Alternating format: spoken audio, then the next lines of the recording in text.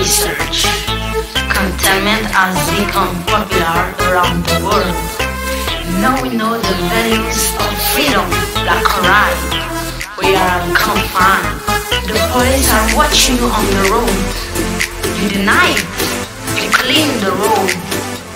The disease is really not worldwide. Many people are dying. The economic crisis persists. The